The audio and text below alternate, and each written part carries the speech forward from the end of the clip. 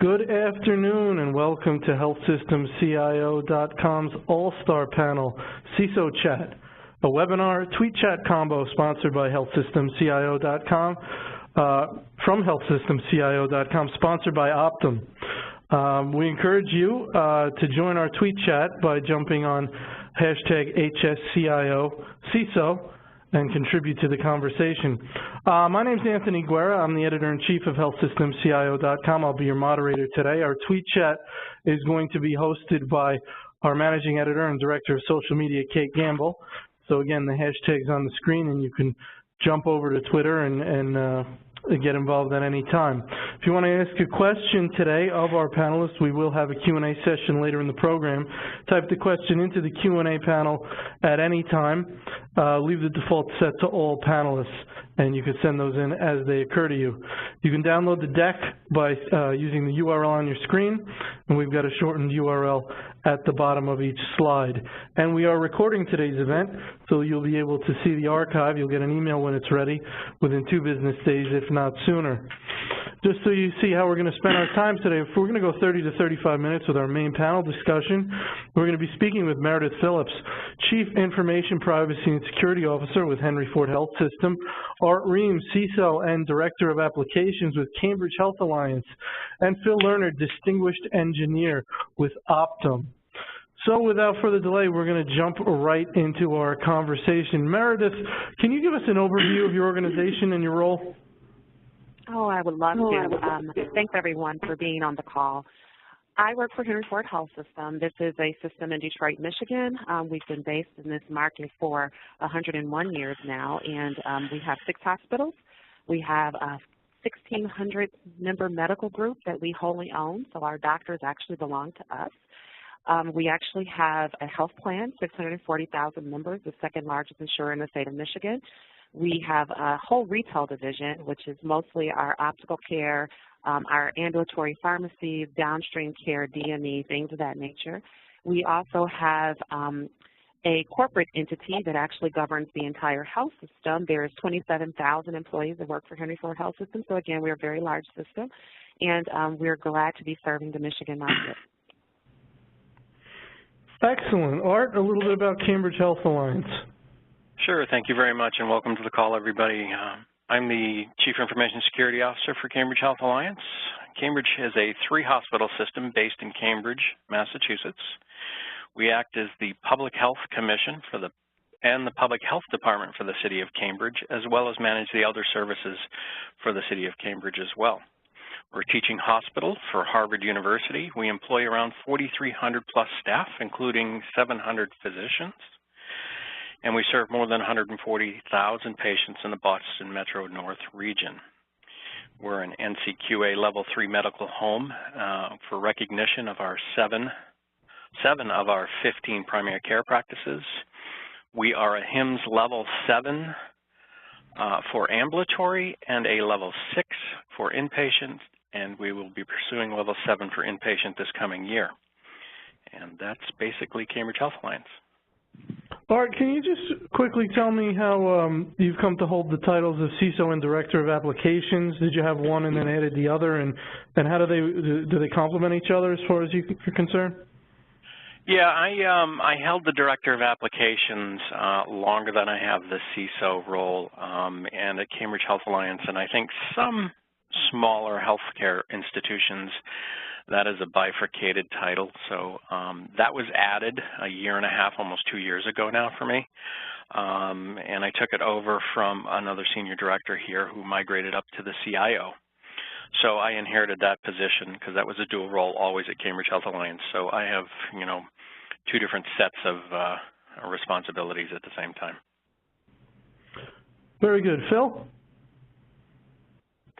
Hey, thanks for having me. I'm Phil Lerner, and welcome all. I'm one of 2 distinguished engineers at Optum Technology, a division of United Healthcare Group. We're the technology arm for all 350 businesses under UHG. UHG is a Fortune 14 company. I reside in a group called Information Risk Management, We're responsible for strategic programs, the largest programs that Optum and UHG have, technical architecture and governance, meaning really end-state assessment, as well as enterprise security architecture, which is end-to-end security architectural guidance and oversight on the most technical and challenging matters that we have in the enterprise, working with enterprise architecture and the business. And then finally a team called White Cell, which is an architectural team responsible for really gap analysis in activities to ensure that we are closing as many gaps as we can to protect PHI and PII for the enterprise. Very good. All right, Meredith, let's go to you on this one. What does it mean for information security to be a top priority at care delivery organizations in the current environment? And how can such a commitment be seen in terms of governance, budgeting, and staffing? So how do you show that you're walking the walk as well as talking the talk, so to speak? Well, great question. Actually, walking the walk and talking the talk is actually built in how you structure your privacy and or security programs. For us at Henry Ford, we actually have a joint program, so we kind of see them in tandem and not separately. But normally when you look at organizations and the evolution of organizations as it has related to privacy and security, we've had kind of this separate model where privacy, of course, came out in 2003, and we started to gravitate that and move that into the compliance space. IT saw the security rule come a couple of years after that, and that moved into the IT space. The challenge is that you really didn't have much synergy between those two groups for most organizations, and so after a while, you started to look at how do you really restructure the governance of these actual programs. And so what we decided to do at Henry Ford is to combine those groups together along with some other technical groups as well as some other governance groups to create what we call the Information Privacy and Security Office. And that did a couple of things for us, and it should do a couple of things for organizations that are considering this. It does give you a level of visibility with the executive leadership, and I think that that's important and paramount. In order for this to be embedded into the operational structure of your organization, it cannot be buried deep down into a department. It cannot be buried deep down and within a team. It has to be a team that is seen as the go-to for all things privacy, all things security, or even in our case, we actually have risk management from an IT standpoint that rolls up through our structure. So I think that organizations can really show not only their patient population, but also their communities of users, their workforce members, the importance of these programs by ensuring that the governance structure is positioned properly. In addition to that, you can't have good governance and you can't have good privacy and security or strong programs without putting the proper investment into those programs. So you can say in name and in theory that we are a very secure organization, or we hold this as paramount as a part of our business model, but you don't really put the investment from an FTE standpoint or even from a resource from a capital standpoint to be able to pull in the tools and technologies needed in order to strengthen the organization. So I think there's a couple things that you need to do, but doing one without the other I think really waters down the organization's commitment to these disciplines. Excellent. Art, you want to comment on that? Yeah, I think Meredith has some wonderful points there. The technology as well as the human investment, and I do like her model to where as the privacy is rolled into the security, we here have three, a compliance officer, a privacy officer, and myself. We all act as a trio in our different disciplines, but we all come together as a joint group under a single security committee that's, made up of all of the disciplines, meaning from the systems perspective and the technical perspective, from the legal perspective, from the management perspective of media. So we have media in there. We have our marketing department sit there as well with us. We have the legal department. So we have this larger team as well as the executives sit on that, and we manage security from that global perspective. So I think too much to Meredith's, her point, we are sitting here around the table looking at it from all angles and then making sure that our resources, both from a monetary perspective, technical perspective, and a human perspective, as well as the disciplines, are all well-rounded and addressed so that it's not like you know, in a silo that everybody's asking for different money for one thing. It's a holistic approach across the board, and I think that's really important for especially healthcare industries who are delivering, you know, a commodity right now, if you will, that's very valuable, more so than the credit card industry and any of that. Very good. Phil, I want to take the next question and go to you with it. How do you see, or do you see healthcare data different from other types of information like financial data in terms of privacy and security and how it needs to be protected? Sure. I'd say more so just because of the packages that can be built around EPHI and PII, and because everything that we do every day and every app that we have and almost every database where we store PHI and PII is so critical. And because generally healthcare has been less prescriptive and generally, as an industry, a little bit more reactive than proactive when it comes to specificity of the technical controls. So I think we have huge responsibility in protecting our data, and especially in light of many of the breaches that's happened over the last few years, I think Optum and UHG has sort of really doubled down compared to what I've even seen in many of the provider networks, where we have huge staffs when it comes to managing TV&E or threat, vulnerability, and exploit, man our own security operations center, have hundreds of people dedicated to cyber defense, dedicated architecture and engineering teams, and really, really great support from our board and the larger board as for UHG, as well as the group and individual CEOs and CIOs. They realize, you know, the amount of brand and reputation that's at stake, and have allowed us to grow exponentially to ensure that we're doing everything within our control to enable the business and protect our company confidential data. Very good, very good. All right, let's go to our next question. Let's go with Meredith. Meredith, how do data breaches affect an organization? What are the short or long-term effects? And do you think a breach makes you more or less of a target in the future? Well, truthfully, data breaches happen on a daily basis. We have different varying amounts of data breaches or sizes of data breaches. Some of them affect one or two patients, and some may affect thousands of patients, depending on the exposure to the organization. I think that there are several different levels of impact, depending on the size, the severity, the data that was actually exposed, the impact to the patient population that was affected.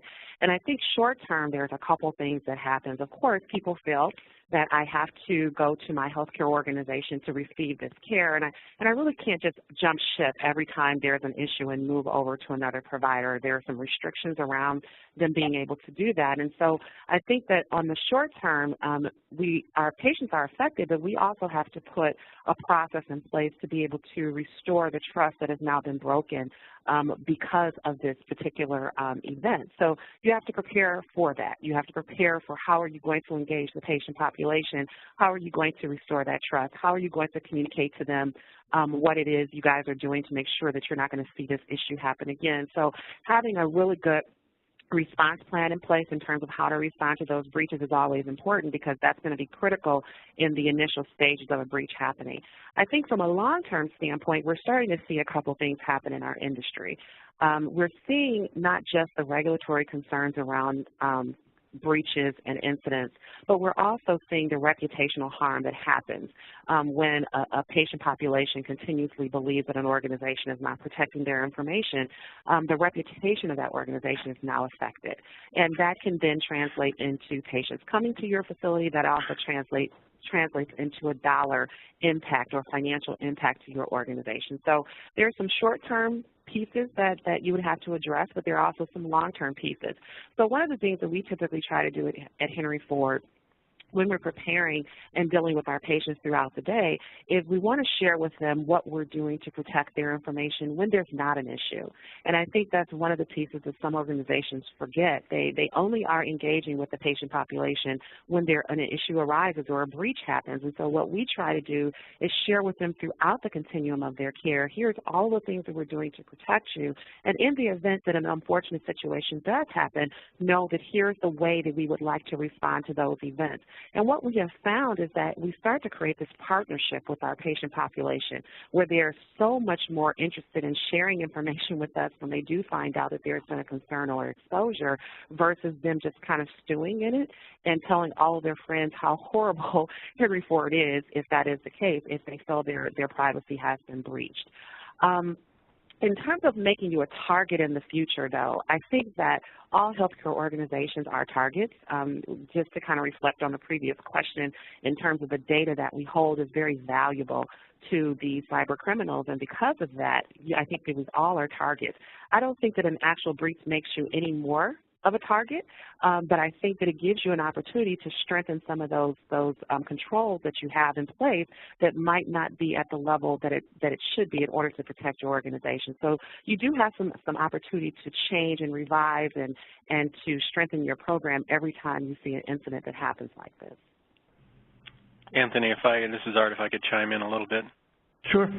A couple of, much to Meredith's, comments, there is, we're in charge of wrapping the assets of our organizations and protecting those, including, what Meredith had brought up, which is the reputation of the organization. The reputation of the patient is in our hands as well. Most, read a couple articles this year that, 50% of medical identity theft victims, when polled, would say if they've had their medical records compromised, which, it's an embarrassing exposure for them, personal medical conditions it can potentially be, cost to them for career opportunities depending on the disclosure, should somebody get a hold of that and not disclose it to them but actually know it and pass them over. But most of them said that 50% of them said that they would actually change their providers and their healthcare organization, which means you've lost your business, you've lost your integrity, regardless of whether it's been breached or not. So, Meredith is saying up front and discussing them when we don't have them rather than actually having it, done at the time of a breach is a very valid point. It's exceptionally valid because you're assuring the patients, you're assuring your customers in that regard. And then most of them, almost 80 to 90% of them want to be reimbursed for that expenses, to which, we encumber costs for that, for credit monitoring and items such as that. So there's a whole component here that we think about both pre and post any breach that's, very important to the assets of the organization. One of those assets is the integrity of the care that we provide. Very good. All right, Art, I want to stick with you on this next question. What steps has your organization taken to develop an effective incident response strategy? Yeah, so about when I took over the position almost 2 years ago, actually, right now, I created out of that board that I earlier mentioned on one of the questions, I created a breach drill, kind of like, you have your emergency response drills, nursing has their drills. We have breach drills here that encumber the CEO all the way down to the average clinic user that's greeting the patient inbound. And what we do is I have a third-party person that picks a breach drill, picks a couple of drills. We do them, twice a year. I don't know what the breach drill is going to be, what the breach is going to be. He is an independent source, a knowledgeable independent source inside of my organization that he checks with to make sure the scenario or the breach would fit Cambridge Health Alliance. So if I don't do some service here, why would we breach on it? So he validates that. And then we do impromptu and scheduled breach drills. So in other words, we'll do a breach drill, an emergency response drill, and the response systems are around that, as well as the documentation and the procedures are all predefined, and we go through the breach drill. You know, somebody could be on vacation, somebody's not on vacation. So we actually do play the complete role out through that. And it does take the time of senior leadership. I have buy-in from senior leadership. The CEO does show up. The COO shows up. The CFO shows up. The chief medical officer, they all show up and they hit this conference room and we go down through it and it's unannounced. And that can, you know, take out a lot of time, out of chunk out of a large operations day. But it's proven that we've been able to massage and go down through a drill very effectively and change things where we stumbled to the point where now it almost feels realistic and we can just go down through it like it's second nature. And they can be kind of entertaining and fun at the same time, but you've got that constant engagement, and it's always in the back of their head. It also helps with like board of quality, a board of trustees. They understand that the organization has now bought in from this, from the top down, and has a plan. And, you know, they're no longer nervous after reading, you know, hundreds of press releases each day about somebody else is being breached. So that's kind of where we structure that now in the last 2 years. Very good. Very good. All right, Phil, I want to go to you for the next question. What are some of the more pervasive vulnerabilities or gaps in controls that healthcare organizations face? I think the media would call them, you know, AETs, advanced evasion techniques, or APTs, advanced persistent threats. I think a lot of that has been sort of marketized. From my perspective, it's primarily the unknown. A good example of that, the ransomware, and I think that, by the way, it's going to go from the $400 to $700 a person pay to play, decrypt your, you know, your machine, to much more severe consequences potentially, like life-sustaining devices that still communicate potentially over IP, which could be, you know, insulin pumps, which could be, that should really be air-gapped and properly isolated, and, you know, not on public segments, and just things that concern me, like around, you know, pacemakers and other things. I just think the bounty is about to be sort of raised, and that targets will be much more severe. So always for us, it's the unknown, but much like Art, and I'm sure Meredith, you know, we're steeped in tabletop exercises. We have dedicated incident response. As I mentioned before in another question, you know, very, very strong cyber defense capabilities. We're always looking at emerging threats. And we have multiple hands in different levels of support and cooperation with government entities. And I think being proactive and having a layered control strategy, as well as, you know, how organizations in healthcare are prepared for the unknown or emerging threats based on the intelligence or valid intelligence that they're gathering operationally, is another, you know, another issue. I just think that our target is so high, you know, because of the brand and reputation that could be lost, and the lack of confidence in an organization due to, you know, poor controls, that I think many of the healthcare systems have sort of now realized that, you know, the business of information security or cyber defense is a business, right? And everything we do has a layered approach, you know, from architecture to engineering to ops. Everything we do is a layered approach and includes the security work that the teams, you know, are responsible for. I think the ante is much, much higher in healthcare, just because the targets are typically in the smaller systems may not be as well prepared as, let's say, a financial institution, you know, that still has a lot to lose, and may not have the OpEx and capital, you know, available to them until a breach happens, unfortunately, to be, you know, very proactive when it comes to IR and staffing. Well, I think you're making a very interesting point, Phil, about that the stakes could be and probably will be much higher. I mean, I think, what did we see the payment in Los Angeles? Was it $17,000? I mean, that's pretty small, right? I mean, that's pretty manageable.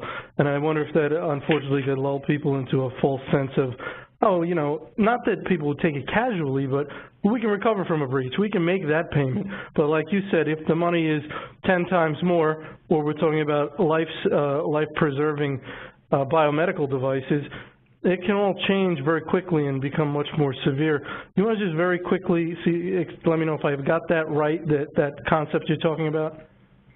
Yeah, you're spot on. I mean, I think that, you know, most large healthcare systems have already bought into cyber insurance, and we all know the thresholds for reporting for HIPAA. You know, we lead some of the very large standards and committees in the industry and are very well focused on the fact that this, I don't think we definitely don't buy into it's an any amount that we should pay to, you know, let somebody know that they've bested us. I think, and I think many CISOs would probably say something similar. You know, they pride themselves on the control structure, risk management program, and tightness and proximity to the business and our clinicians. And, you know, any loss, no matter how, you know, small it may be, is still a loss and could result in greater compromise. So I think the stakes will get higher, and you're spot on. But I think even today, where it's at $400 to $700, let's say for an individual, or up to $14,000, $20,000, $25,000 in, let's say, a small to mid-sized corporation, it's still a loss that may even require them to, you know, file cyber insurance, and is a setback for brand reputation. I only think things are going to get much worse when it comes to ransomware in the industry. Anthony, if I might interject one more thing for this. We've been talking a lot about healthcare and health records and everything, but one of the other things that all of us, you know, Meredith and Phil and myself grapple with every day is we're also subject to dealing with the payment card industry and DSS 3 and 3.1 and the chip cards and everything that comes out because we take co-pays, we process payments. How do you take a fax? Some of us have, so there's policies, procedures, and controls around that. I mean, everybody here has a cafeteria that's probably, you know, we're swiping credit cards in to buy your sandwich for the day, so we're processing payment card data on a medical network that's got to be segregated and meeting those. And October of 15, they changed the regulations. They backed it down to the least common denominator for a breach in that area. So whoever has the technological least common denominator owns that breach versus the banks now. I mean, there hasn't been a case yet as far as a court case yet that's proven that, but you know what's going to happen if you're not having the right chip cards, and they're not really, they're not inexpensive for any size organization. We've got to deal with those regulations at the same time and segregate those networks. Yeah, I think this is Meredith, too. In addition to that, Go ahead, Meredith. we think about the one vulnerability that we typically don't discuss a lot when it comes to technology, and it's the vulnerability that includes people. So that to me is probably the largest vulnerability for me. It's a control. So people are one of our areas of defense, and that's one of the controls that we have in place, that we train and give them enough awareness to be able to make judgment calls every day. And so that's where we have to kind of step up our game and say, yes, we will have technical controls in place, but what about the people control? And how do we really help change the hearts and minds of these individuals that have to make a judgment call every day about what they're accessing, what they're clicking on, what they're disclosing? So again, that people vulnerability can't be missed in this conversation either. Hey, this is Phil. I just want to add one more thing. Go ahead, Phil. I'm so sorry. So sorry. No. I couldn't agree more with Meredith and Art. I mean, we have the PCI component too, where we look at, you know, what is definitely more prescriptive from the financial perspective of credit card processing, and, you know, micro-segmentation and isolation. Because of the, you know, the financial implications and responsibility, but not to mention, you know, Meredith hit on a very valid point. I mean, we've been doing UAT, or user awareness training, in our enterprise for many, many years. You know, they certify, they are compliant, they do get it, and, you know, something that we talk about all the time and really mean it is, you know, information security is everyone's responsibility in the enterprise. This isn't, you know, just a team that's in IRM or in other businesses, extended teams. You know, we take this very, very seriously. It's tied to the job, role responsibilities, and, you know, we do everything possible we can to continuously educate our end users, if you will. Yeah, this is good stuff. I want to go back to Meredith, and I want to talk about the concept of getting people to care. You used the term hearts and minds. We all know we can pull people out of their work environment and put them into a class run by HR or whomever, and give them some, education and a test, and they can pass it. A lot of people think I think it could fall into the "it'll never happen to me" category, meaning I would never be stupid enough or foolish enough to click on something. It would never happen to me. How do you get them to care? Do you sort of present to them either other scenarios of other organizations where this is what happened and this was the result, this was the pain to the organization and to patients? I mean, how do you get them to care? We do a couple different things here at Henry Ford.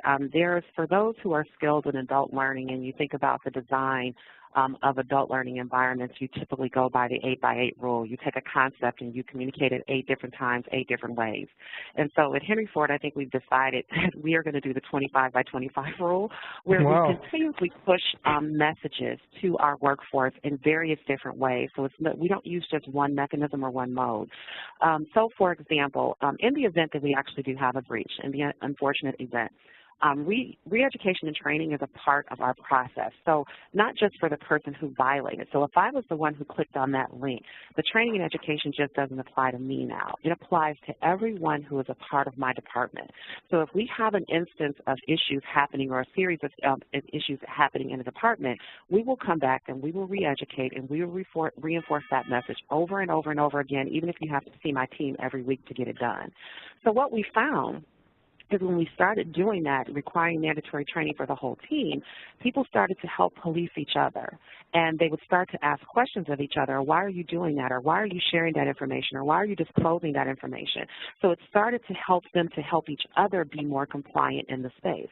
I think the other thing is that as a CISO, sometimes we can be very technology-centric, and we don't realize that there's this set of soft skills that actually goes along with our roles, where we have to actually broker trust relationships with executives and with workforce members and with clinicians across our facilities. And so I spend a lot of my time talking to people. Again, not talking to them when there's an issue, but talking to them about good privacy and security hygiene and how that affects the work that they do every day. So you have to change the conversation. And I think what we saw happening in our environment years ago is that we would talk about things like regulatory compliance and fines and penalties and all of that great stuff, which we know is a part of our world, but we never really translated it in a way where we help that clinician understand how changing your password is going to help you protect and take care of your patient better. How do we make the language match the environment and not just talk techie speak? So I think that we try several different ways to get to the hearts and minds of these individuals, but then another valuable tool that organizations can use is social engineering tests. So we have these strategies and protocols and plans in place for us to do certain things, but do we ever test what our training has told our individuals to do? So do you do phishing tests? Do you do vishing tests where you're trying to see if people will give you information over the phone? And I think the results of those tests really helps you to see whether people are listening and whether they're really digesting the training and awareness that you have provided to them. Because if they are, then they will pass that test. Most organizations, the percentages of what we really see for large organizations doing social engineering tests, they probably are at about a 48% fail rate, which means that almost half of your workforce is doing something that is contrary to what your policy, your training, or your education is telling them to do. So that gives you a couple of different things. It gives you now data to say we need to either step up our messaging in this space because people are giving us their logins and passwords just by simply asking them and telling them that I'm from IT. That happens. So you have to test your policy in the hearts and minds of these people. Just writing it, sitting them before a learning module or putting them before a trainer in a classroom really doesn't test whether they have really ingested and digested that information. It just tests if they can sit through the training class. That's all it does. Right. Yeah, Meredith has got a great point about the social engineering. We do that here, multiple campaigns, and I repeatedly we can watch the trend across, if you compartmentalize it, you can watch the trend across the body of your workforce and see where your gaps are. I see it, quarterly. We have the phishing campaigns that come back with these different architected messages and or reach outs to the the people at the desk to where they are providing this information, and then they are also redirected to mandatory training after you click on the email 3 times. I require you to take the training and pass the test, and then we go out to the department, like Meredith was saying, and have a discussion from a department perspective. Okay, so what's coming inbound? Why is there this nature to do that? And I've got a lot of feedback that this has helped them even at home. So we're providing a service that's not only into their jobs, but it's actually making them think when they're home and protecting their family, which adds value to your program and adds value to your, what you provide your workers as well. Very good. I want to remind our audience that if you've got any questions, go ahead, type them into the Q&A box. Leave the default set to all panelists, and we will take a look at those now. We've got about 10 to 15 minutes left in our program, so go ahead and send those in now. So let's go over to Phil.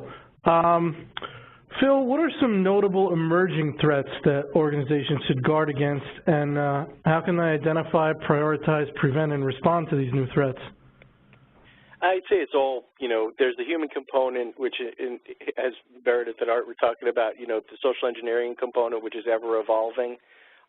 Whether you're sitting through Black Hat, DEF CON, ShmooCon, SANS, any of it, you see, there's a real art and science to that. So being able to cross-compromise as a result of social engineering or advanced social engineering campaigns that are targeting or misdirecting incident response teams or tabletops in certain areas so that they can focus on other areas of IP and the prize, if you will. Always, like I was mentioning before, AETs, APTs, unknown malicious code that's packaged, virtualized in some cases, as well as I think even in many of the healthcare organizations, really just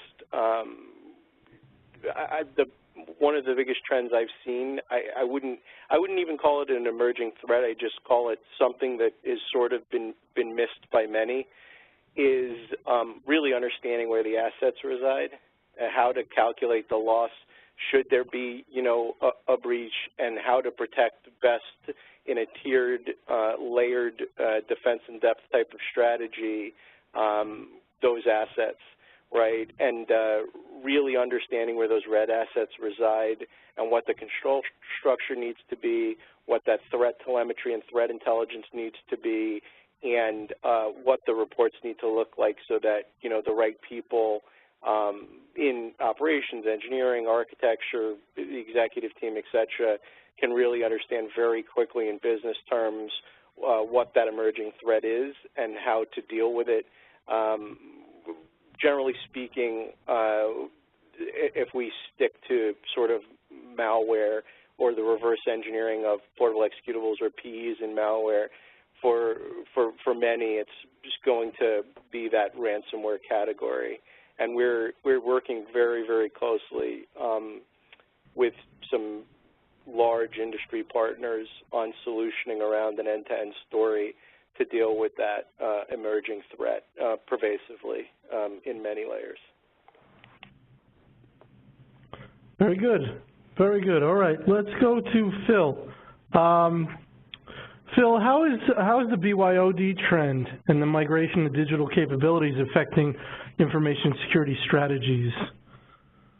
Well, since I took the last one, I think I'll let Art take that one. Okay, Art, you want to jump on that? Sure.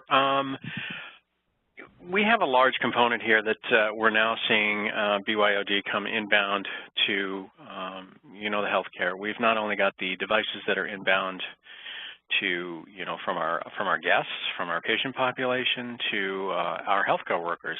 We pretty much leverage internal solutions to manage the threat level of the device that's on the network through MDM solutions and a few other items that we have deployed here at Cambridge Health Alliance.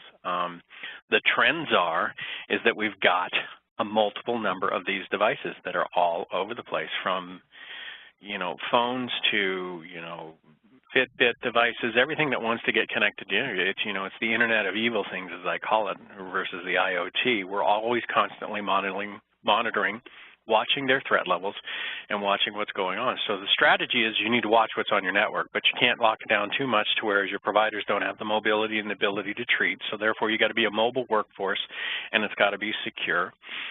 You know, there's an opiate epidemic across the, you know, the organization that we work and leverage technology in that regard with electronic e-prescribing. I mean, that's another mobile external technology that electronically encrypts data.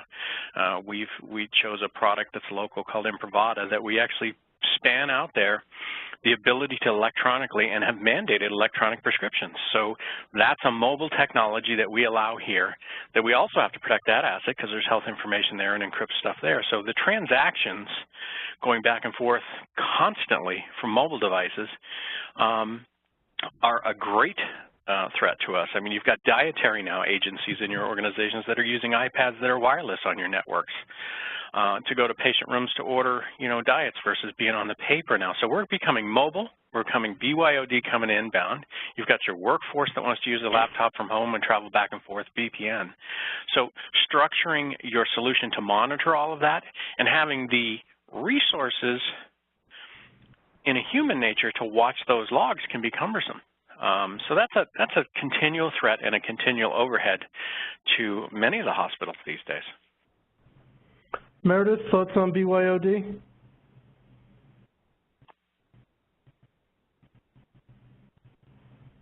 Meredith? Yes, I was saying something really profound. I thought you guys could hear me. No, but we can hear you now. Please reprise. It sounded wonderful. Thank you. It was very profound. So I'm going to try to repeat that. In terms of BYOD, yes, it's something that we're all struggling with and we're all trying to get our arms around. And again, in a hospital environment, it becomes very varied in terms of the different amounts of devices that you actually have coming into your facility. One of the things that I try to tell people as we're thinking through BYOD, there's a cost to participation in this. And we have to really think back to what are the guiding principles behind some of the HIPAA regulations in terms of what we should be providing you access to do your jobs. So the whole concept of minimum necessary, I think, also has to be a part of the discussion when we think through BYOD and giving people access to what I would consider to be, in some instances, very critical data. So it is our PHI, it is our corporate data, it is access to email, it's access sometimes even to the EHR. But you need to really look at the population in which you're trying to service and figure out what is the best protected way and secure way that you can provide them access to what they need to do their jobs. And one of the things we found as we were reviewing our BYOD strategy at Henry Ford is that we were very permissive initially. Anyone who thought that they needed to have access to email, corporate apps, or anything else that they wanted, we would give it to them. And so we decided to change that strategy to say, we're now going to force the business to provide the business case to us of why you need to have access to these things. And so we realized that it did decrease once they had to kind of explain to us what the business need was. It actually did decrease the amount of individuals that we allowed to participate within our BYOD program, which gave us the ability to control some of those other environments that are not so easy for us to get our arms around, like our guest population. So again, I think that you have to have, you have to address it, but you have to address it in a way that makes sense to your business. I don't have the belief as a CISO or even as a privacy officer that we have the whosoever will let them come mentality. Just because you have a device doesn't mean that you have to get on my network. Doesn't mean that I have to give you access to email. It doesn't mean that I have to do all of these things. And if I choose to do that in order to increase your satisfaction, whether you're a patient, whether you're one of our clients, guest members, or even a workforce member, I need to have a really good reason of why I'm going to open myself up to this. So I think that organizations have to have a really good balance. You just can't open up everything. At least that's not our perspective at Henry Ford. I agree with that. I do agree with Meredith. This is Art from Cambridge. And I wanted to throw one other BYOD kind of, it's an outlier, but I encountered it a couple of months ago, and I call it my smart building BYOBs. My smart building is I have my vendors that are coming in to manage my buildings from HVACs to pumps to waters to everything. Well, facilities install the water pump for gray water, in the basement of one of the hospitals, but it was picked up on the wireless network, so it could report back to the console to say that it's working and how many gallons a minute it's using without ever telling us. You know, fortunately, the technology picked it up that somebody just tried to get on and it's trying to get access, and we had to trace down this pump. So you got to remember that you got smart buildings rolling out there too with all these other devices as well, that they're putting these things in now that you actually, you know, outside of the healthcare part, outside of everything else, you really have to interact more importantly with your facilities, and they have to understand what you're trying to protect and essentially what that device could do. And it's not segmented off the network or compartmentalized. So that's another, you know, quasi-BYOD thing you got to think about. Definitely agree. Excellent. Excellent. All right, I want to get an audience question here. It'll probably be our last question. I want to get it in front of Phil. So, Phil, I think you've got an interesting perspective with other sort of industries being covered in Optum. And the question is, what are the key skills and experience needed to be a successful healthcare CISO today? Due to limited talent in healthcare, what are your thoughts on recruiting CISOs from other industries? Well, I'll start with this. We have a technical development program bringing in folks new to healthcare and new to IT, from intern all the way through senior level roles. We are very, very much focused on the academic component, giving people opportunity to evolve their careers and focus on cybersecurity or information security risk management. As far as grabbing CISOs and other C-level folks from other industries, so folks have tended, because of the mix, as you alluded to, of our assets, whether they're financial assets or insurance or provider-related assets, to come to either business or technology side for Optum. I think we're sort of lucky there because we've had many previous CISOs and CTOs from provider side, university, et cetera, gravitate to us. I think we also do a very, very good job at recruiting top talent and making sure that the human capital component, to Meredith's point, is, you know, we like to pick the cream of the crop and keep them. So we do, I think, as best as we can to incent our employees to, you know, train, certify, develop, both technically and, you know, their business acumen. So I think we do a wide spectrum of things, whether it's recruiting young people from industry or people that are changing careers, all the way up to the most senior levels of organizations that we either acquire, you know, or have folks come to us from those companies to just join a real large dynamic organization.